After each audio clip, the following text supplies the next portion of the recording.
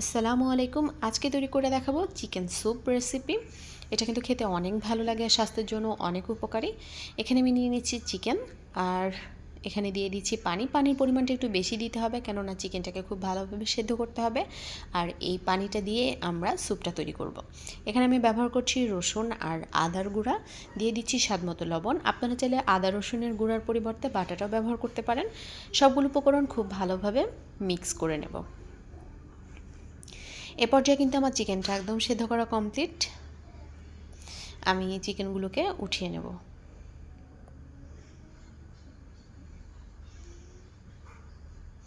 আর যে চিকেনের পানিটা, সেটা কিন্তু একদম ফেলে দেওয়া যাবে না। আজকে আমরা সেটা দিয়েই স্যুপটা তৈরি করে নেব। আর এখানে যে পানিটা থাকলো, সেটা কিন্তু অবশ্যই ছেঁকে নিতে হবে। দেখতে পাচ্ছেন এই ময়লাগুলো কিন্তু ছেঁকে না নিলে এটা চলে যাবে, তাহলে কিন্তু স্যুপটা খেতে ভালো লাগবে না। এখানে আমি শুধু পানিটাই ব্যবহার করব। আর দিয়ে দিচ্ছি ভুট্টা। এখানে ভুট্টাটা কিন্তু অনেকক্ষণ আমি ভিজিয়ে রেখেছিলাম। আর এ পর্যায়ে আমি দিয়ে দিচ্ছি ব্লেন্ডারে।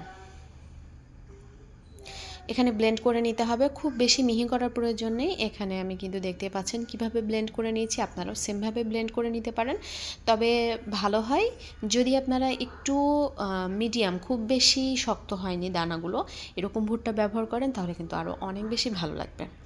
আর আমি এখানে ব্যবহার করছি চিকেন, আর যে চিকেনের পানিটা সেটা দিয়ে দিচ্ছি গোলমরিচ গুঁড়ো, স্বাদমতো লবণ।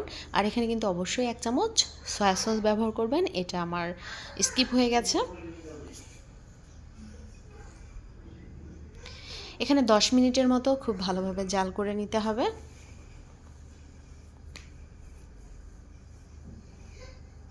আর 10 মিনিট পরে এখানে আমি ব্যবহার করছি কর্নফ্লাওয়ার। এখানে কর্নফ্লাওয়ারটা আমি পানির সাথে খুব ভালোভাবে মিক্স করে নিয়েছিলাম। কর্নফ্লাওয়ারটা দিয়ে আমরা আরও 5-6 মিনিটের মতো রান্না করে নেব। আর এখানে আমি 2টা ডিম ফেটিয়ে নিয়েছিলাম, 2টা ডিম এটা এবার দিয়ে দেব। আর ডিমটা দিয়ে খুব ভালোভাবে নাড়াচাড়া করে নিতে হবে।